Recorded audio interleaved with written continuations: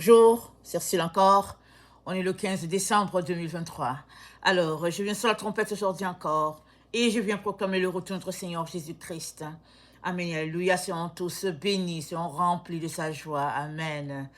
Alors, je viens apporter une vision et un message que j'ai eu hier. Amen. Alors, je suis toujours dans mes messages que je n'avais pas donné. Amen. Donc cette vision, je l'ai eue hier. J'étais dans la présence du Seigneur. J'étais là. C'était mon temps de prière. Alors, donc, un peu avant que je me lève de ma place pour me préparer pour la journée, le Seigneur me donne une vision. Amen. Alors là, je vois une fille, elle est en couche, mais elle a à peu près, elle a entre 5 et 7 ans maximum. Mais elle est en couche. Les pull-ups, elle avait ça. Et puis, elle portait sa petite sœur. Sa petite sœur avait maximum 10 mois. Donc, sa petite sœur devait être entre 7 et 10 mois maximum. Sa petite sœur portait aussi une couche. Amen.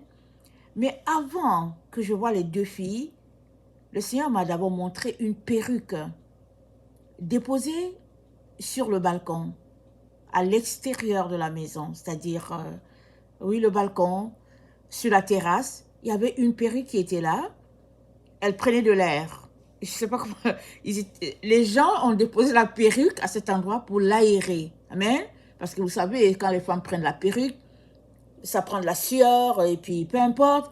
Mais la perruque a été déposée là pour l'aérer. Alors, j'ai regardé ça et la deuxième image que Dieu me donne, c'est l'image de la fille de entre 5 et 7 ans. Je la vois d'abord et après, je la vois en train de porter sa petite sœur. Et sa petite sœur ne parlait pas encore. Et elle portait sa petite sœur. Et sa petite sœur s'accrochait à l'autre épaule pour ne pas basculer. Donc, la petite, qui a entre 7 et 10 mois maximum, s'accrochait sur l'épaule de l'autre. Elle mettait ses deux mains, elle a grippé ça bien pour ne pas tomber. Parce que la fille qui avait 5 à 7 ans se courbait vraiment d'un bord pour bien mettre sa petite sœur à califourchon. Amen. Alors, pendant que je vois cette scène, je vois la perruque que j'avais vue à l'extérieur déposée sur la tête de la petite fille. Mais la perruque était grosse, elle était énorme sur la petite tête du bébé. Et le bébé était inconfortable, mais le bébé ne pouvait rien faire. Parce que le bébé s'accrochait avec ses deux mains pour ne pas tomber. Et la perruque était déposée sur la tête de l'enfant. Et, et elles sont passées. Et puis je regardais la scène. Pendant que je regardais ce qui se passait, les deux filles regardaient du côté du mur. Amen. Elles marchaient et elles ne regardaient pas en direction où j'étais. Mais c'était mon regard qui était là. Elles regardaient en direction du mur. Et ça, c'est la scène qui m'a frappée. J'ai trouvé ça spécial. Et après cela, la mère était là. J'ai pas vu la mère, mais la mère était là. Et j'ai dit à la mère, attendez, je vais lire ce que j'ai dit. J'ai dit à la mère, n'accepte pas qu'on porte une perruque à ta fille. Je lui ai dit ça 2 fois. J'ai dit à la mère, n'accepte pas que l'on porte une perruque à ta fille. Et pendant que je disais ça et que je sortais de la vision, je savais que la personne qui portait la perruque à l'enfant, c'était le père et la société, ou bien l'environnement. C'était ça que je savais. C'était les deux qui étaient responsables de porter à ce bébé-là une perruque. Amen. Alors, je suis restée tranquille devant Dieu parce qu'il m'a donné cette vision. Et le Seigneur a dit, peut-on me laisser modeler mes filles. Il dit, peut-on me laisser donner une forme à mes filles? Peut-on me laisser les orienter telles que j'ai planifié? Ça, c'est la question qu'il a donnée. Et après, il a dit, pensée captive. Parce que la société attend quelque chose des filles, de la gente féminine. La société a mis les gens dans un cadre. Les hommes sont dans un cadre, les femmes sont dans un cadre. Et puis, on aimerait les voir fonctionner d'une façon. Alors, la grande sœur, qui avait autour de 7 ans, n'avait pas de perruque sur sa tête. Son rôle, c'était de porter... Elle portait sa petite sœur. Et la petite sœur, qui était bébé encore, qui ne parlait pas, elle avait déjà une perruque bien grosse, une perruque d'adulte déposée sur sa tête. Elle devait grandir. C'est-à-dire, sa tête devait grandir pour que cette perruque puisse lui aller un jour. Mais pour le moment, la perruque était grosse. Mais viendrait un jour où cette petite aurait une tête bien appropriée pour que la perruque lui aille parfaitement. Et dans... Je vais lire les différents passages, excusez-moi. Dans 2 Corinthiens 10, dans 2 Corinthiens 10, voilà ce qu'il dit.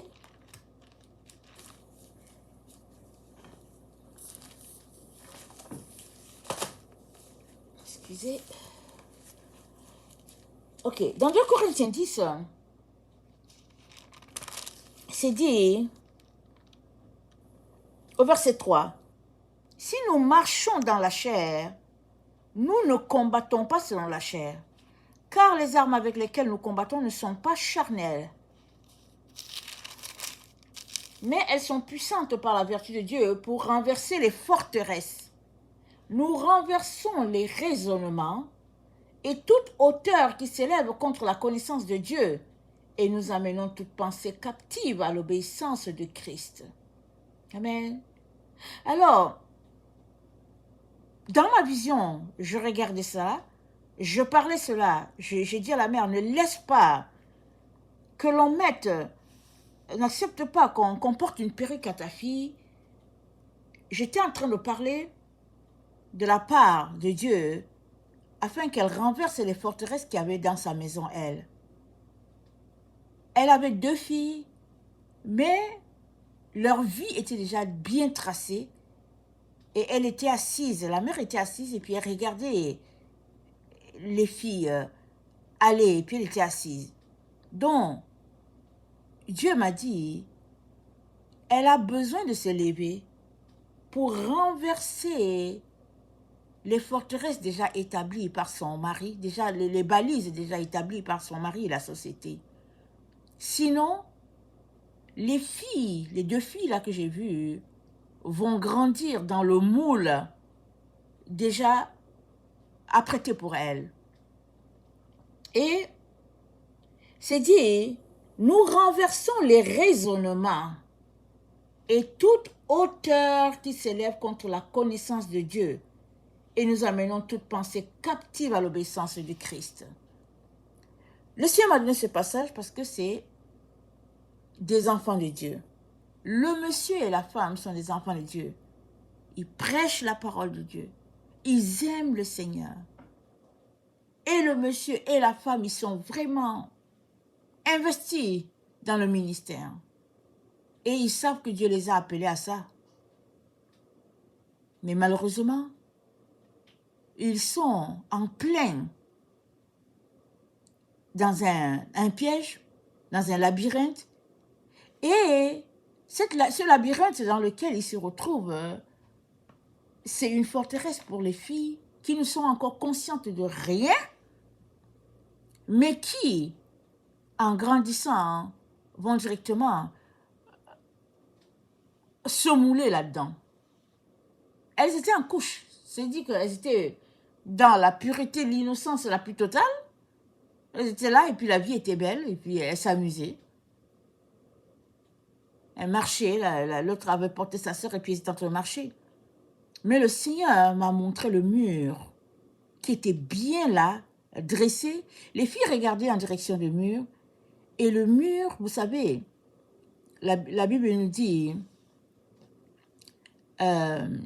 Dieu résiste aux orgueilleux, mais il fait grâce aux humbles. Mais le mur, c'est une résistance. C'était déjà établi, c'était là. Et c'était un mur plein de lumière. C'était la couleur de la lumière. Le mur avait une couleur de lumière.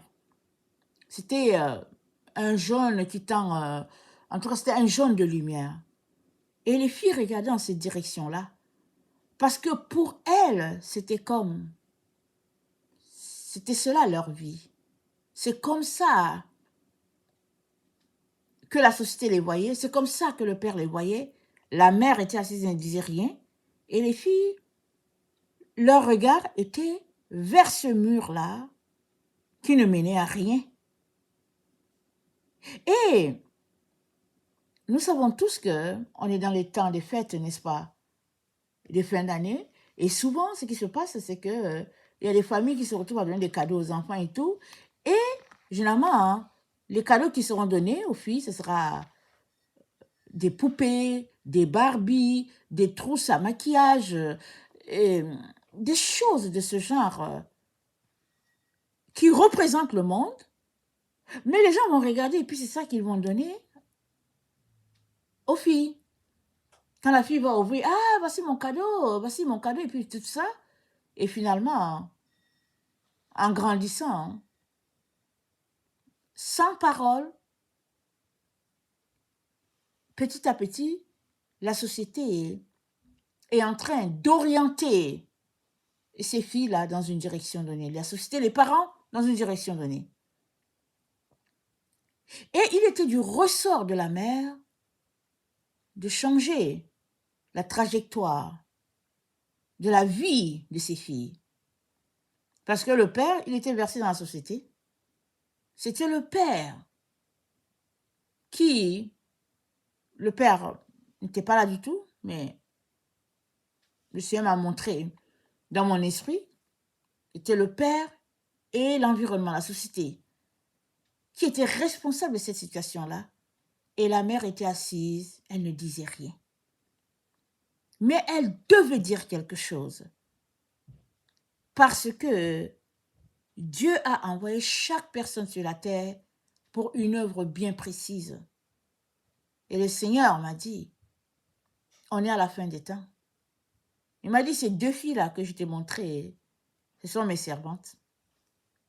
Il dit, je les ai appelées à une œuvre sur la terre. Mais en partant, elles sont déjà dans des liens terribles.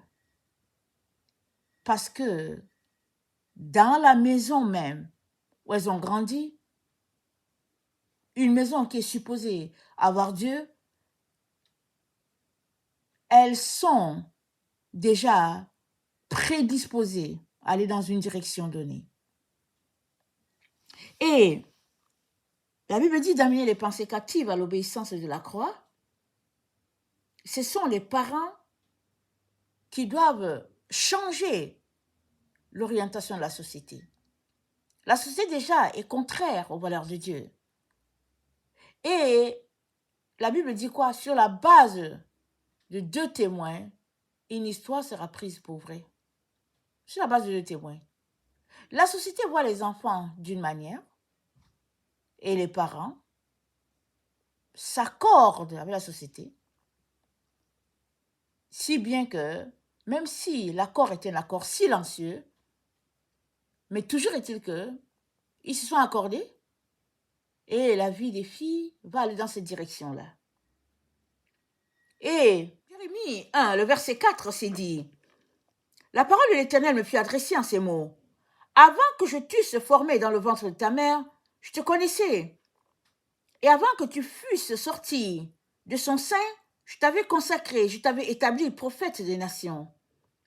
Je répondis, ah Seigneur éternel, voici, je ne sais point parler, car je suis un enfant. Et l'Éternel me dit, ne dis pas, je suis un enfant, car tu iras vers tous ceux auprès de qui je t'enverrai, et tu diras tout ce que je t'ordonnerai. Ne les crains point, car je suis avec toi pour te délivrer, dit l'Éternel. Puis l'Éternel étendit sa main et touche à ma bouche, et l'Éternel me dit, voici, je mets mes paroles dans ta bouche. Regarde, je t'établis aujourd'hui sur les nations et sur les royaumes, pour que tu arraches et que tu abattes, pour que tu ruines et que tu détruises, pour que tu bâtisses et que tu plantes. Alors, le Seigneur me dit, ces deux filles-là que je t'ai montrées, excusez-moi, je ne les connais pas, ok? Je ne les connais pas, c'est une vision que le Seigneur m'a donnée. Donc, j'ai compris que c'est deux personnes réelles là, qui existent. Il dit, ces deux filles-là que je t'ai montrées, il dit, j'ai déjà mis ma parole dans leur bouche. Il dit, mais tant et aussi longtemps que les parents ne les orientent pas dans la direction de ce que je veux pour eux, étant petites comme ça, elles ne pourront pas sortir ces paroles-là parce qu'il y a des barrières sur leur chemin. La petite est orientée à porter une perruque, et puis l'autre, moi, je ne sais pas à quoi elle est orientée. Peut-être elle est orientée à s'occuper de celle-là, je ne sais pas. Mais toujours est-il que elles sont dirigées dans une direction là où il y a un mur. Même si ce mur-là est peint dans une couleur de soleil et que les gens voient ça comme ça, mais Dieu voit ça comme un lien terrible. Parce que Jérémie, il a été appelé étant petit. Il dit, Seigneur, je suis un enfant. Le Seigneur dit, ne dis pas que je suis un enfant. Il dit, tu iras vers ceux vers qui je t'enverrai. Et nous savons tous qu'il y a des enfants qui prophétisent. Et Dieu dit, dans les derniers temps, je donnerai des rêves et des visions à vos enfants, ils prophétiseront. Ils auront des visions. Et il y a des enfants qui imposent les mains aux malades et puis ils sont guéris. Parce que la gloire de Dieu sera remplie sur toute la terre. Donc, ce n'est pas une question du fait que, oh, je suis âgé, je ne suis pas âgé, je suis un garçon, puis je suis une fille. Non, ça n'a rien à voir. Dieu n'a jamais mis une croix sur les filles. C'est les hommes, c'est la société qui a mis les uns et les autres dans des boîtes, et en particulier dans le milieu chrétien. Alors, ils ont mis les femmes dans des cartons, dans les boîtes, là, et puis elles ont une position. La femme était assise. Donc, elle était assise, et moi, j'ai grandi dans le milieu chrétien, pour ne pas recevoir la bénédiction que Dieu envoie par les femmes. Ils disent, Paul a dit à la femme de se taire. Donc, la femme était assise. Elle regardait les filles. Elle ne disait rien. Mais Dieu a appelé ces deux filles-là, qu'il m'a montrées.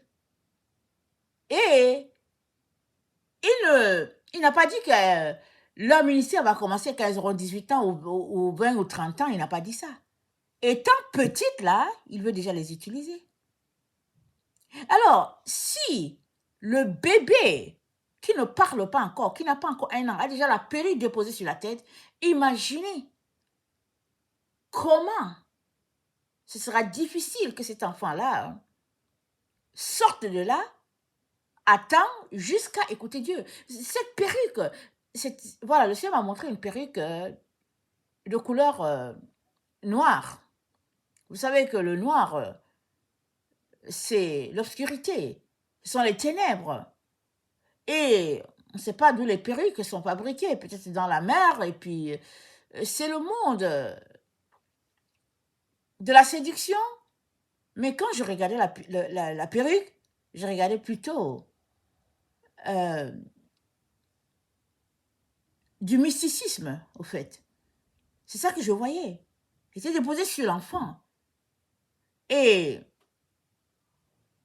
Mais c'était correct. Et beaucoup des enfants de Dieu sont dans cette situation-là. Et ici, Dieu m'a montré les filles.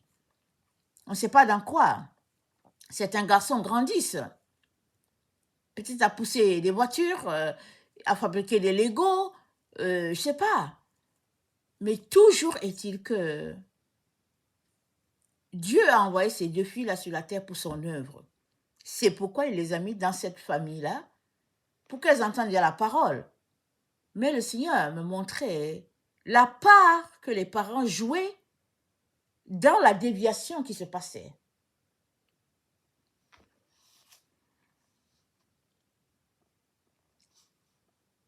Dans le verset 10 de Jérémie 1, Dieu dit, « Regarde, je t'établis aujourd'hui sur les nations et sur les royaumes pour que tu arraches, que tu abattes, pour que tu ruines et que tu détruises, pour que tu bâtisses et que tu plantes. » Elles sont déjà appelées. À détruire, à bâtir, à planter, elles sont déjà appelées. Mais comment vont-elles faire ça si en partant, hein, il y a déjà une perruque là sur la tête qu'il faudrait s'occuper à bien placer sur la tête. Souvent, il faut des brosses, des peignes pour la perruque.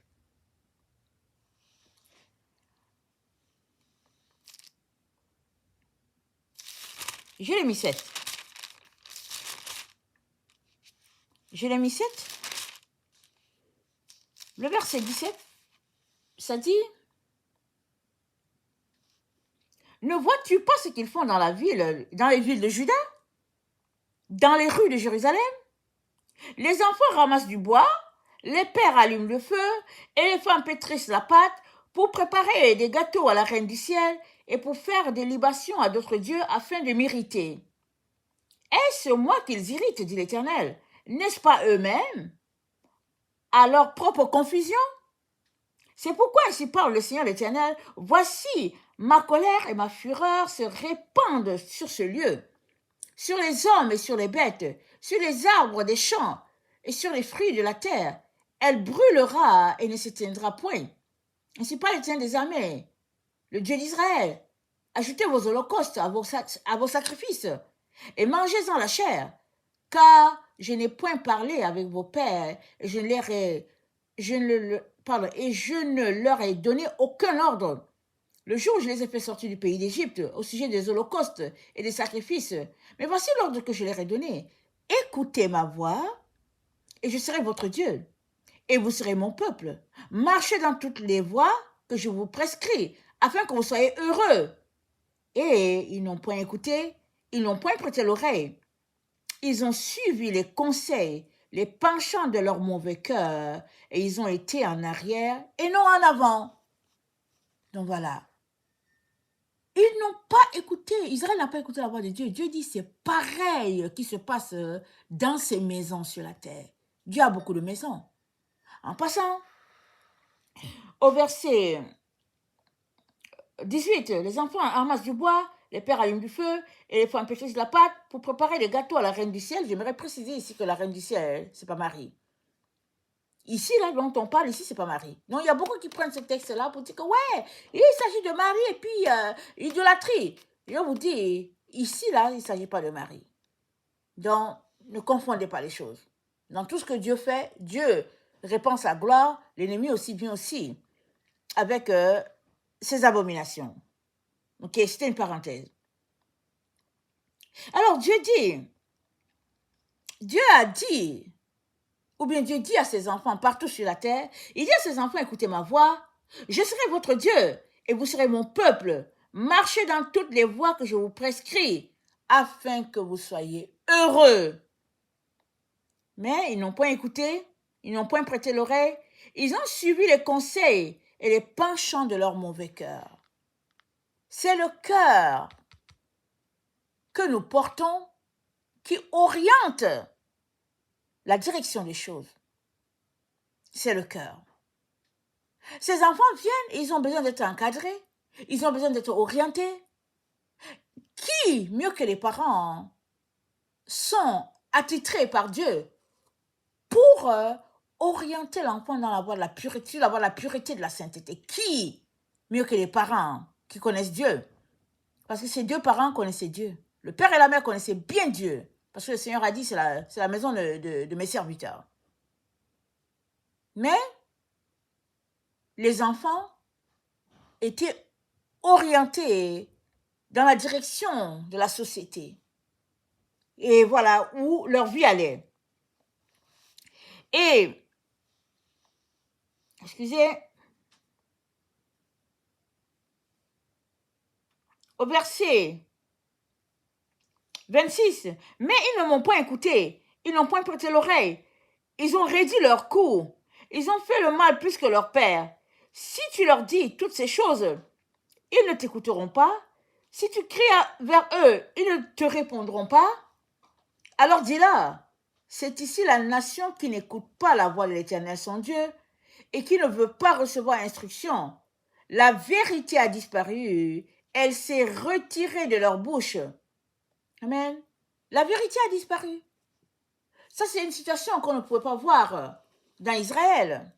Amen. Dans les temps anciens, on ne pouvait pas voir ça. Mais aujourd'hui, on voit ça dans toutes les maisons. C'est déjà un fait.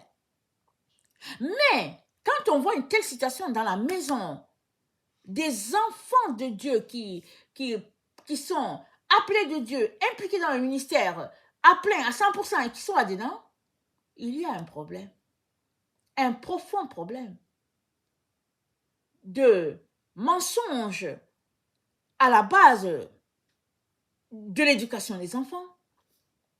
Voilà pourquoi Dieu dit, la vérité a disparu, elle s'est retirée de leur bouche. Amen. Elle s'est retirée de la bouche des parents. Ils savent la vérité de la parole, mais ils sont dans les préjugés.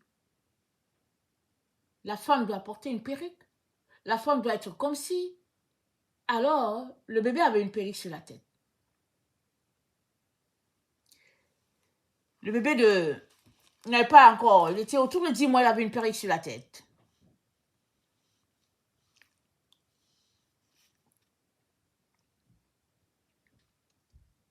Psaume 119, le verset 103. Donc, le psaume 119, le verset 113, ça dit, je lis dans la version de Taube, ça dit, je déteste les cœurs partagés. J'aime ta loi. Le cœur partagé, c'est les cœurs doubles. Ok? Mon abri et mon bouclier, c'est toi. J'espère en ta parole. Donc, souvent, on ne fait pas attention, on ne prête pas attention au cœur double. Mais le cœur double, c'est le cœur partagé. Et Dieu dit, ils sont à lui, ces enfants-là. Et les parents aussi sont à Dieu. Mais sans qu'ils le réalisent vraiment, les parents, ils ont un cœur double par rapport à l'éducation qu'ils donnent à leurs deux filles. Il y a une partie de la société qui les influence terriblement. Et s'ils ne se lèvent pas pour faire quelque chose, la vie de ces deux filles sera orientée vers un mur, alors que Dieu les a parfaitement appelées. Et il a dit, j'ai placé ma parole dans leur bouche déjà, les deux filles-là. Les deux filles avaient la parole déjà dans leur bouche. Le couple avait d'autres enfants. Ils avaient d'autres enfants. Mais en particulier, ces deux filles, elles sont appelées de l'Éternel. Mais, dès la racine, elles sont orientées ailleurs. Le psaume 129, le psaume 119, le verset 129.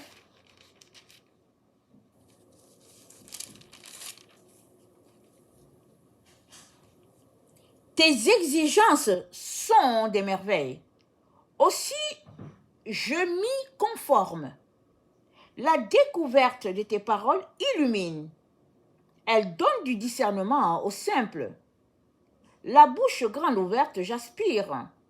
avis de tes commandements. Tourne-toi vers moi et fais-moi grâce. Tourne-toi vers moi et fais-moi grâce. Comme il en est décidé pour ceux qui aiment ton nom, affermis mes pas par tes ordres et ne laisse aucun mal me dominer. Libère-moi de l'oppression des hommes et je garderai tes préceptes. Pour ton serviteur, que ton visage s'illumine. Enseigne-moi tes décrets. Des larmes ont ruisselé de mes yeux, car on ne garde pas ta loi. Est-ce que, en tant qu'enfant de Dieu, en tant qu'adulte, est-ce que nous pleurons encore pour ceux-là qui n'observent pas la loi de Dieu? Est-ce que nous pleurons pour nous-mêmes qui sommes froids par rapport à la parole de Dieu? Parce que c'est le seul moyen pour nous de défendre la vie de nos enfants ou bien des jeunes que Dieu placerait sur notre chemin. Mais si nous-mêmes, nous sommes amorphes en tant qu'enfants de Dieu qui disons suivre le Seigneur, si nous sommes amorphes, il n'y a pas moyen qu'on puisse se lever pour parler pour les jeunes, pour les enfants, c'est pas possible. On est amorphes.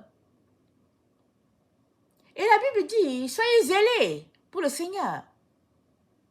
Et dans Apocalypse 14, le verset 19, Jésus-Christ dit, répands-toi, sois zélé. Et c'est ça qu'il dit à l'église de Laodicée, parce que Laodicée est versée vers les choses de ce monde. La gloire de ce monde, l'argent, la nudité, l'or, les choses sans valeur. C'est dans ça que l'église, l'église des derniers temps, a grandi. Et puis elle a évolué dans cet environnement-là. Et les seules personnes qui peuvent protéger les enfants, ce sont les adultes qui devraient être là pour prier, soupirer à la parole, soupirer à ce que la parole de Dieu soit respectée. Mais si les adultes eux-mêmes sont amorphes, quelle sera la vie des enfants? Amen. Quelle sera la situation des enfants? Et malheureusement, la génération de la fin évolue dans un contexte où on leur dit que la loi de Moïse a été abolie, qu'il n'y a plus de loi, qu'il y a une nouvelle alliance et puis il n'y a plus cette loi-là. C'est comme ça que la plupart des chrétiens raisonnent. Or, Jésus-Christ a été clair. Il a dit pas un seul iota de la parole sera enlevé, de la loi sera ôté. Il a dit, je suis venu pour non abolir, mais pour accomplir. Et la loi que Dieu a donnée à Moïse, il nous l'a dit dans Malachie 4, verset 4, souvenez-vous de la loi de... Il a dit, souvenez-vous de mon serviteur Moïse. Il dit, de ma loi que je donnais à mon serviteur Moïse. Dieu l'a dit, Malachie 4, verset 4. Mais les chrétiens de notre génération ont trouvé cette idée géniale-là de dire que la loi n'existe plus, que Paul l'aurait enlevée, et puis donc voilà le contexte dans lequel les enfants grandissent. Et Dieu n'est pas content de ça du tout. Du tout, du tout.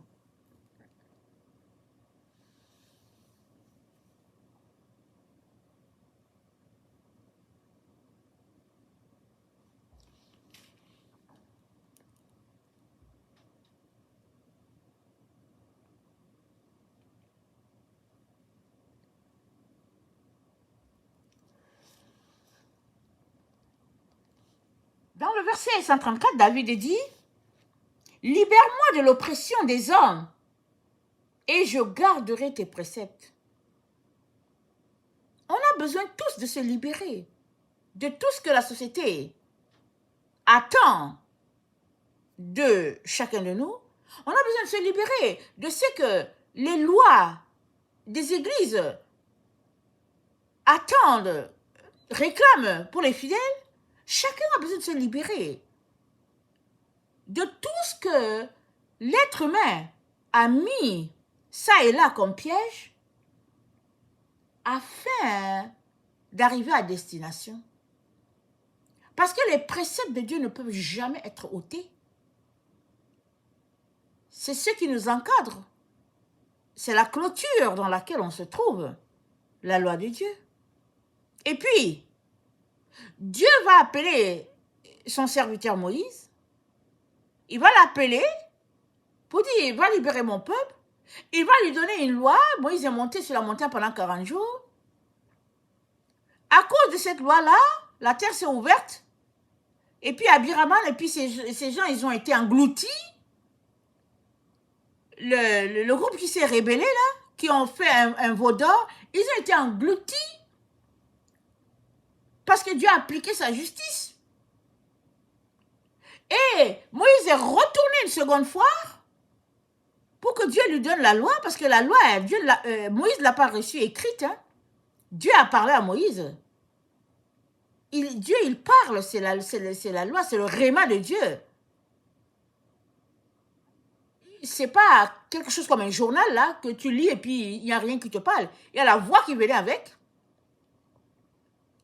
Et Dieu a mis de son temps, de son amour, il a mis tout ça pour libérer ses enfants esclaves en Égypte. L'Égypte symbolise le monde. Et des hommes vont dire que cette loi n'est plus bonne. Mais quand vous vous arrêtez là, est-ce que ça a un sens? Ça n'a pas de sens. Comment Dieu, le créateur de l'univers, l'être parfait, va donner une loi et après il va dire que celle-là, ce n'est plus bon, cette loi, ce n'est plus bonne, allons-y, faisons une autre. Mais quand on veut se laisser tromper, on va se laisser tromper. Mais si pour peu qu'on s'arrête, qu'on réfléchit, qu'on vienne devant Dieu pour dire, Seigneur, libère-moi de l'oppression des hommes et je garderai tes préceptes. Pour peu qu'on se mette devant Dieu à prier pour dire, Seigneur, montre-moi le chemin. Seigneur, viens à mon secours. Pour peu, Dieu va mettre en toi la vérité.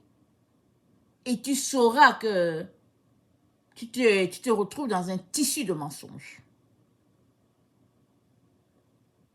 C'est très important de ne pas être complaisant.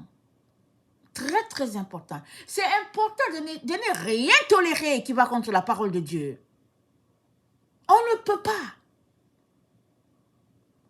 On doit être strict. On doit être droit par rapport à la parole de Dieu. Et ne rien laisser passer. Et pour nous-mêmes, on doit se battre. Et pour nos enfants, on doit se battre. Ça dit, tel que la parole dit, on doit appliquer la droiture telle que Dieu dit. C'est ça que Dieu attend de chacun de ses enfants. Mais si Dieu t'a appelé à le servir et que toi, tu es complaisant, tu dilues la parole, la situation, les esprits séducteurs vont t'emporter loin de Dieu. Ça ne veut pas dire que Dieu ne t'a pas appelé. Dieu t'a toujours appelé. Mais les esprits séducteurs vont t'attirer loin. Le temps que tu te rends compte, ils sont en train de te parler sans le savoir. Et je peux vous dire que les esprits séducteurs, ils sont féroces ces temps-ci. Féroces. Pour peu qu'on se détache un peu pour dire, je vais prendre un petit break, ils sont là pour te garder dans ton break. Et souvent, on ne perçoit pas que Dieu est en train de nous dire, hey, sors de ton break, sors de ton break. On est appelé à nous accrocher au Seigneur. Peu importe la situation, peu importe la circonstance, on est appelé de garder nos yeux fixés et rivés sur Jésus. Lui seul va nous aider. Sagesse 1. Sagesse 1. le verset 10. Une oreille zélée écoute tout. Même le chuchotement des murmures ne lui échappe pas. Gardez-vous donc du murmure inutile. Pour ne pas médire, retenez votre langue, car un mot dit en secret ne reste pas sans conséquence. Et la bouche qui calomnie tue l'âme. Ne recherchez pas la mort en fourvoyant votre vie. N'attirez pas à vous la ruine par les œuvres de vos mains. Dieu, lui, n'a pas fait la mort, et il ne prend pas plaisir à la perte des vivants, car il a créé tous les êtres pour qu'ils subsistent. Et dans le monde, les générations sont salutaires.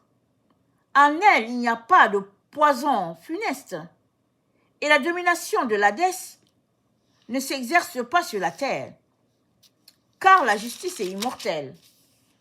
Mais les impies ont invité l'Hadès du geste et de la voix, s'éprenant d'amitié pour lui. Ils se sont pâmés. Puis, ils ont conclu un pacte avec lui. Aussi bien mérite-t-il d'être de son parti. Amen. Souvent, sans le réaliser, l'enfant de Dieu conclut un pacte avec ce qui se passe dans le monde. C'est comme, ah non, mais au fait, c'est des trousses, c'est pour les filles de 10 ans, et puis bon, une fille, elle doit se comporter comme ça, et puis il faut porter ceci. Non, mais c'est juste pour s'amuser, non, mais c'est juste pour rigoler. C'est ça que les parents disent. Mais petit à petit, cette forme-là que tu donnes à ta fille ou bien à tes filles, c'est en train de les éduquer. Et petit à petit, sans le réaliser, ces filles vont devenir grandes. Et elles vont réfléchir comme ce que la société attendait d'eux, parce que les parents n'ont rien dit et que les parents ont conclu un pacte avec l'Hadès. Ils ont conduit les filles tranquillement dans cette direction, parce que eux aussi, ils étaient assis dans la subtilité de ce qui se passait. Et l'apôtre Jean nous a dit, n'aimez point le monde. Si il dit l'amitié du monde, c'est inimitié contre Dieu. Beaucoup d'enfants de Dieu sont amis du monde. Et dans les vêtements, et dans l'habillement, et dans la façon de faire, ils sont amis avec le monde. Et Dieu dit, n'aimez point le monde. Condamnez les œuvres qu'ils font. Ouvrez la bouche et condamnez. C'est très important.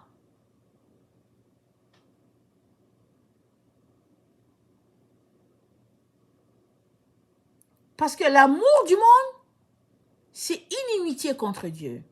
Et ce n'est pas parce que tu es serviteur de Dieu ou bien servante de Dieu que rien ne va t'arriver. Non, tu dois prendre une position. Tu dois ouvrir la bouche et dire non à cette façon de faire.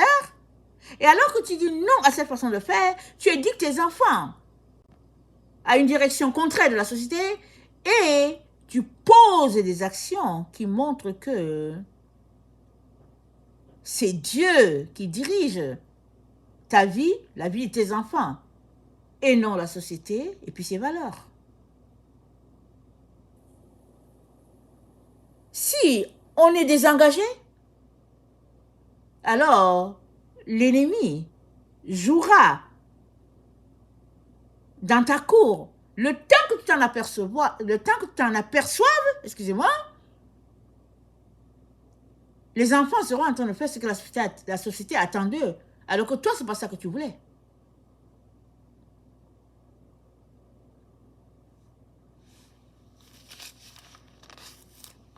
Jérémie 7, le verset 30. Quand les enfants de Juda ont fait ce qui est mal à mes yeux, dit l'Éternel, ils ont placé leurs abominations dans la maison sur laquelle mon nom était invoqué afin de la souiller. Ils ont bâti des hauts lieux à Tophet dans la vallée de Bénimon, de Béhinon pour brûler au feu leurs fils et leurs filles, ce que je n'avais point ordonné, ce qui ne m'était point venu à la pensée. C'est pourquoi, voici, les jours viennent, dit l'Éternel, où l'on ne dira plus Tophet et la vallée de Ben-Hinnon, mais l'on dira la vallée du carnage, et l'on enterrera les morts à Tophet par défaut de place. Les cadavres de ce peuple seront la pâture. Des oiseaux du ciel et des bêtes de la terre, il n'y aura personne pour les troubler. Je ferai cesser dans la ville de Juda et dans les rues de Jérusalem les cris de jouissance et les cris d'allégresse, les chants du fiancé et les chants de la fiancée, car le pays sera un désert. Donc voilà. Alors, dans la vallée de Tophet et de Ben-Hinnon, on sacrifiait les enfants. Tout le monde savait que il faut aller dans cette vallée-là, c'est là-bas que les enfants sont sacrifiés à ce Dieu-là. Et les gens s'y prêtaient. Mais avant, le peuple, les hommes ne sacrifiaient pas. Les hommes n'ont pas toujours sacrifié leurs enfants. Non, ça a commencé à un moment donné. Et finalement, c'est devenu une façon de faire, et c'est devenu un commerce. Et même si de nos jours, on ne voit plus le sacrifice tel que ça se faisait avant, où le bûcher était là, les enfants sont sacrifiés par milliers à tous les jours. Les gens abusent d'eux, les gens les souillent, et les parents eux-mêmes participent au sacrifice, tranquillement, sans s'en rendre compte, sans le réaliser souvent, parce qu'eux-mêmes sont amorphes, ils sont juste là assis, oh, on est enfant de Dieu, Dieu nous a appelés, et puis bon voilà, et puis tout ça. Ça, c'est un sacrifice qui est en train de se faire avec ces deux filles-là. Un sacrifice silencieux. Silencieux.